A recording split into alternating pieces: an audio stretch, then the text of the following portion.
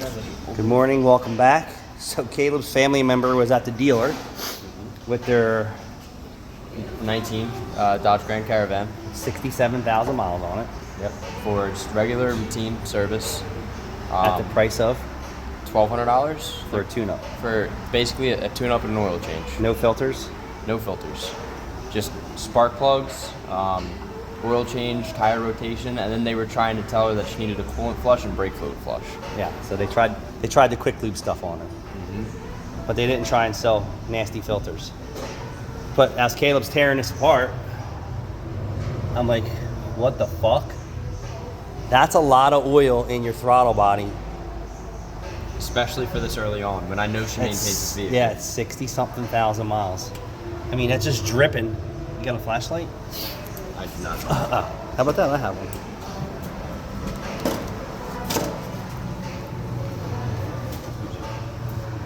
$60,000 miles. The intake manifold is drenched.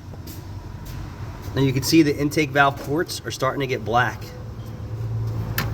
So you can see where the injector's spraying the fuel, right? It's washing it, but then if you look at the rest of it, it's black. Yeah. So now, you know, these people wonder why their catalytic converters and tune-ups and everything don't last. I mean, this is early documentation. It's 67,000 miles.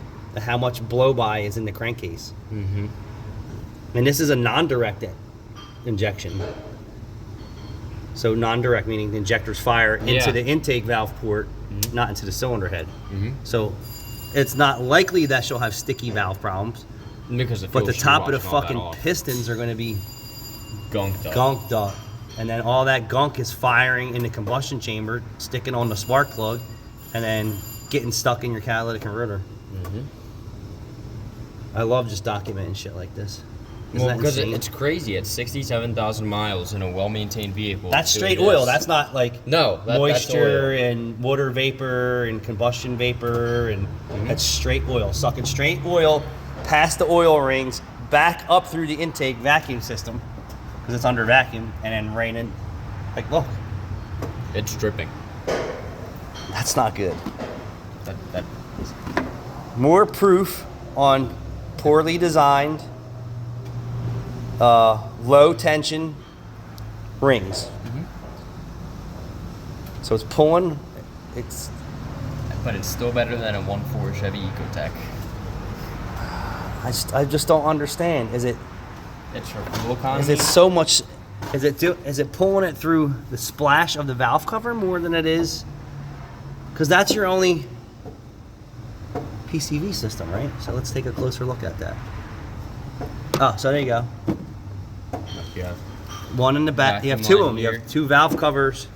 So it's got to be something in the valve covers. It must be so much splash with a poor valve cover design is what's going on.